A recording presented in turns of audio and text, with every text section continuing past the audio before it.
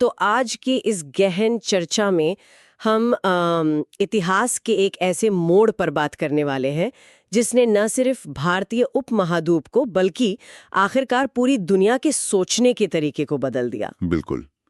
हम आज से लगभग 2500 वर्ष पूर्व के उस दौर की बात कर रहे हैं जिसे अक्सर नए प्रश्न और नए विचार के युग के रूप में जाना जाता है। हाँ, और हमारे पास इसकी जो स्रोत हैं जैसे बौद्ध धर्म, जैन धर्म और उपनिषदों से जुड़े तथ्य, वे एक बहुत ही बुनियादी बहुत ही दिलचस्प सवाल उठाते हैं। और वो सवाल ये है कि उस दौर में आखिर ऐसा क्या बदल रहा था कि लोग अपनी एकदम सेटल और सुरक्षित जिंदगियों को छोड़कर जंगलों की तरफ जा रहे थे, जीवन का अर्थ ढूंढ रहे थे। एकदम सही। हमारा आज का मिशन ही यही है, इस बात की तह तक जाना।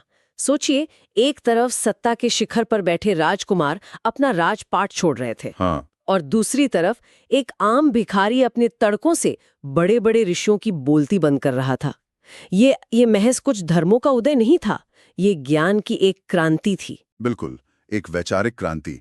लेकिन देखिए, इस क्रांति को समझने के लिए हमें उस समय की जमीनी हकीकत को समझना होगा।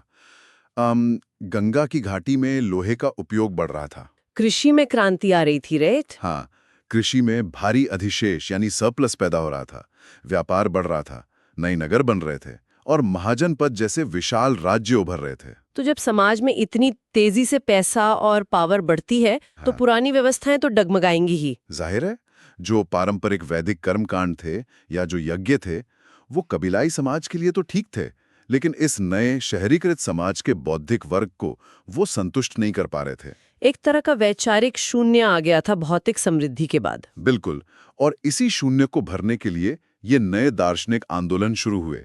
लोग अधिक गहरे और व्यक्तिगत अर्थ की तलाश में थे। ये ज्ञान की प्यास अचानक से नहीं जागी थी, ये उस बदलते समाज की जरूरत थी। और जब हम इस युग के विचारकों की बात करते हैं तो सिद्धार्थ, जिन्हें हम गौतम बुद्ध के नाम से जानते हैं, उनका नाम सबसे पहले आता है। हाँ, बौद्ध धर्म के संस्थापक। ऐतिहासिक स्रोतों से पता चलता है कि बुद्ध शाक्य गण से संबंधित एक क्षत्रिय युवक थे। एक ऐसे समय में जब हर कोई सत्ता बढ़ाने में लगा था, एक राजकुमार का सब कुछ छोड़ देना, ये अपने आप में तत्कालीन व्यवस्था के खिलाफ बहुत बड़ा विद्रोह था। और ये विद्रोह सिर्फ बाहरी सत्ता के खिलाफ नहीं था, बल्कि इंसान की अपनी अज्ञानता के खिलाफ भी था। सिद्धार्थ का बुद्ध बनने का जो सफर है, वो बहुत संघर्ष भरा रहा है। हाँ, उन्होंने कई विचारकों से चर्चा की, यहाँ तक कि अपने शरीर को बहुत कष्ट देने वाली घोर तपस्या भी की। हाँ, लेकिन उन्हें जल्द ही समझ आ गया कि न तो बहुत ज्यादा विलासिता और ना ही बहुत ज्यादा शारीरिक पीड़ा सत्य तक पहुंचने का रास्ता है। इसी से वो मध्यम मार्ग का विचार आया ना, जब उन्हें बिहार के बोधगया में एक पीपल के पेड़ के नीचे ज्ञान मिला। बिल्कुल, बोधगया में ज्ञान प्राप्ति के बाद उन्होंने अपना पहला उपदेश वाराणसी के निकट सारनाथ में दिया, जहां आज वो प्रसिद्ध सारनाथ स्तूप भी है, और उनका अंत कुशीनारा में हुआ। उनके उपदेशों का जो मनोवैज्ञानिक पहलू है, वो आज भी कितना प्रासंगिक है। उन्होंने कहा कि जीवन कष्टों से भरा है, और इसका कारण उन्होंने इंसान के भीतर ही खोजा। हमारी वो इच्छाएं जो कभी पूरी नहीं होती, जिसे उन्होंने तन्हा या तृष्णा कहा। लालसा। हमारी पीड़ा बाहर से नहीं आ रही, हमारे मन से आ रही है, जो हमेशा और ज्यादा मांगता है। एकदम सही। और इसका समाधान भी उन्होंने बहुत तार्किक दिया। आत्मसंयम, सेल्फ कंट्रोल अपनाकर इस लालसा से मुक्ति पाई जा सकती है। इसके साथ ही उन्होंने कर्म के सिद्धांत पे बहुत जोर दिया कि हमारे अच्छे या बुरे कर्म हमारे वर्तमान और बाद के जीवन दोनों को प्रभावित करते हैं। हाँ, और सबसे बड़ी बात, उनकी शिक्षाओं में समानता थी। सिर्फ इंसानों के लिए नहीं, जानवरों के प्रति भी दयालु होने की बात कही गई। और ये बातें लोगों तक पहुंची कैसे? उनकी संचार रणनीति बहुत कमाल की थी। बिल्कुल, उन्होंने संस्कृत का उपयोग नहीं किया, जो उस समय एक खास वर्ग की भाषा थी। उन्होंने आम लोगों की प्राकृत भाषा में अपनी बात रखी, ताकि हर कोई समझ सके। और उन्होंने ये भी तो कहा था कि किसी बात को सिर्फ इसलिए मत मानो क्योंकि वो उपदेश है। हाँ, आलोचनात्मक सोच, उसे अपने विवेक से नापो। इसका एक बहुत ही मार्मिक और सटीक उदाहरण किस्सा गौतमी की कहानी में मिलता है। अरे हाँ, वो सरसों के बीज वाली कहानी। बिल्कुल। जब किस्सा गौतमी का पुत्र मर गया तो वो रोते हुए बुद्ध के पास आई।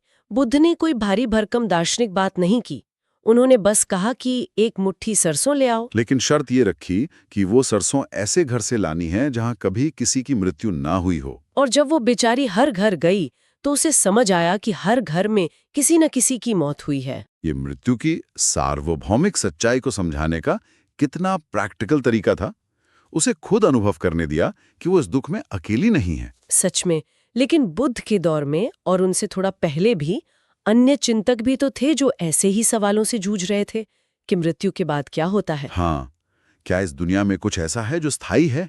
और यहीं से उपनिषदों के विचार सामने आते हैं। उपनिषद जो उत्तर वैदिक ग्रंथों का हिस्सा है। उपनिषद का मतलब होता है गुरु के समीप बैठना, है ना? बिल्कुल। और इन ग्रंथों में जो सबसे गहरी दार्शनिक बात कही गई वो थी आत्मा और ब्रह्म के बारे में, व्यक्तिगत आत्मा और सार्वभौम आत्मा। और उनका निष्कर्ष था कि अंततः ये दोनों एक ही हैं। ये अक्सर अध्यापकों और विद्यार्थियों के संवाद के रूप में लिखे गए हैं। एक बहुत ही दिलचस्प कहानी छांदोग्य उपनिषद से आती है, बुद्धिमान भिखारी की कथा। हाँ, जब शौनक और अभिप्रतारिन नाम के दो ऋषि भोजन कर रहे थे और एक भिखारी ने आकर कुछ खाना मांगा। तो ऋषियों ने मना कर दिया। तो भिखारी ने तर्क दिया कि आप किसकी उपासना करते हैं? ऋषियों ने कहा, सार्वभौम आत्मा की। तो भिखारी ने तुरंत कहा कि अगर वो सार्वभौम आत्मा पूरे विश्व में है तो वो मेरे अंदर भी है। बिल्कुल। और मुझे खाना न देकर आप असल में उसी सार्वभौम आत्मा का अपमान कर रहे हैं। इस तर्क के आगे ऋषियों को झुकना ही पड़ा। सोचिए, एक भिखारी की बुद्धिमत्ता। हालांकि इन चर्चाओं में ज्यादातर ब्राह्मण और राजा ही हिस्सा लेते थे। हाँ, वो समाज पितृसत्तात्मक था, लेकिन अपवाद भी थे।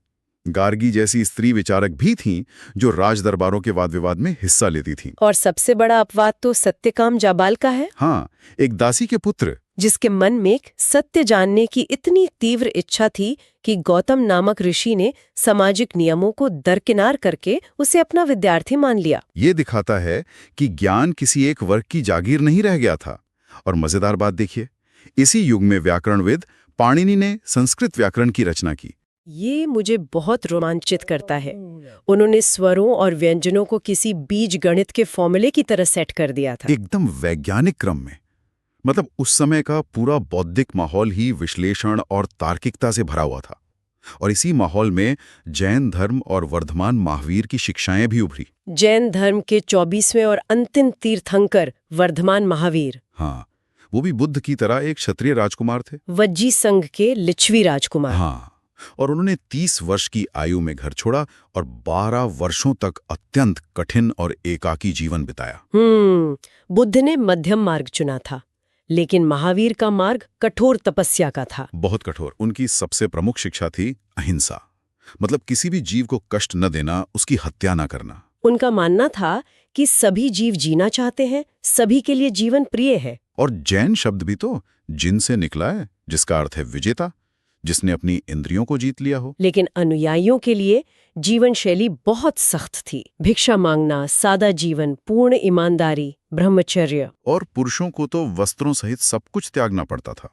इतने कड़े नियमों का समाज पर क्या असर पड़ा होगा?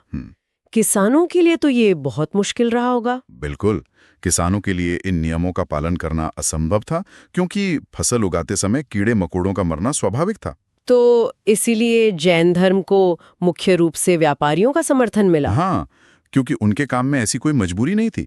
और महावीर ने भी लोगों तक पहुंचने के लिए प्राकृत भाषा का ही प्रयोग किया, जैसे मगध में बोली जाने वाली मागधी प्राकृत, ताकि बात आम जन तक पहुंचे। लेकिन जब इतने सारे लोग ज्ञान की खोज में घर छोड़ रहे थे, तो वो रहते कहाँ थे?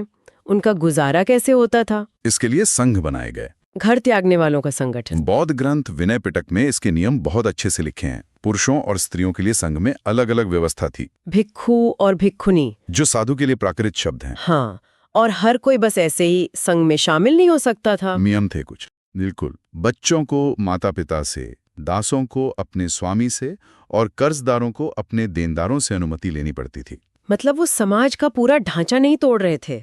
अब ये भिक्खु साल भर तो घूम घूम कर शिक्षा देते थे, लेकिन बारिश के मौसम में, वर्षा ऋतु में यात्रा करना तो बहुत मुश्किल होता होगा। बहुत मुश्किल।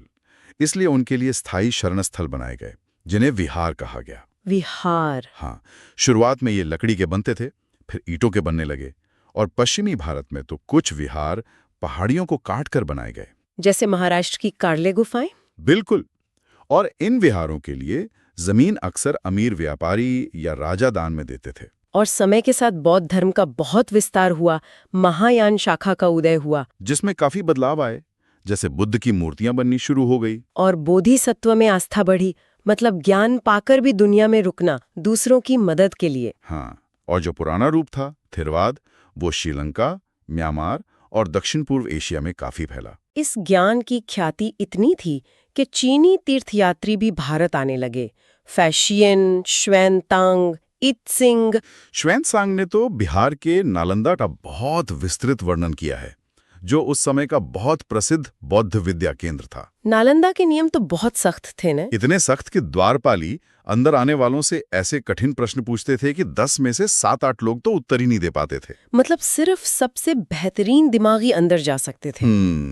लेकिन एक बात सोचिए, जब ये सब हो रहा था तो जो पारंपरिक ब्राह्मणवादी व्यवस्था थी उसने क्या किया? उन्होंने समाज को संतुलित रखने के लिए आश्रम व्यवस्था विकसित की। जीवन को 4 चरणों में बांट दिया। ब्रह्मचर्य, गृहस्थ, वानप्रस्थ और सन्यास। हाँ, ब्रह्मचर्य में सादा जीवन और वेदों का अध्ययन, फिर गृहस्थ में विवाह करके परिवार के साथ रहना, फिर वानप्रस्थ में जंगल में रहकर साधना, और अंत में सन्यास, सब कुछ त्याग कर सन्यासी बन जाना। इससे समाज का बुनियादी ढांचा भी बचा रहा और लोगों को आध्यात्मिक खोज का रास्ता भी मिल गया। बहुत ही स्मार्ट तरीका था। तो अगर हम इस पूरी गहन चर्चा को समेटें तो ये 2500 साल पहले का युग सिर्फ धर्म बदलने का युग नहीं था। बिल्कुल नहीं, ये गहरी बौद्धिक क्रांति थी। बुद्ध की आत्मसंयम की बात हो, महावीर की कठोर अहिंसा हो, या उपनिषदों का वो वैज्ञानिक और दार्शनिक चिंतन, सबने यही सिखाया कि कर्मकांडों से हटो, स्वयं के भीतर झांको और अपने विवेक का इस्तेमाल करो। और यही चीज इस प्राचीन इतिहास को आज के समय से भी जोड़ती है। बिल्कुल, और इसीलिए हम श्रोताओं के मन में एक गहरा विचार छोड़ना चाहते हैं। सोचिए, यदि उपनिषदों की वो बात सच है कि एक ही सार्वभौम आत्मा हम सभी को जोड़ती है, या बुद्ध का वो विचार कि हमारे कर्मों की गूंज सिर्फ हम तक सीमित नहीं रहती, दूसरों तक जाती है, तो आज के इस सूचनाओं से भरे लेकिन इतने विभाजित और बंटे हुए समाज में क्या ये सोच हमारा नजरिया पूरी तरह से बदल नहीं सकती? बहुत गहरा सवाल है। अगर हम सच में ये मान लें कि दुनिया का हर व्यक्ति, हर जीव उसी एक डोर से बंधा है, तो क्या कल सुबह दुनिया को देखने का हमारा नजरिया बिल्कुल अलग नहीं होगा? इसी विचार के साथ हम आज की इस गहन चर्चा को यहीं समाप्त करते हैं। हमारे साथ इस दार्शनिक सफर पर चलने के लिए बहुत बहुत धन्यवाद। धन्यवाद।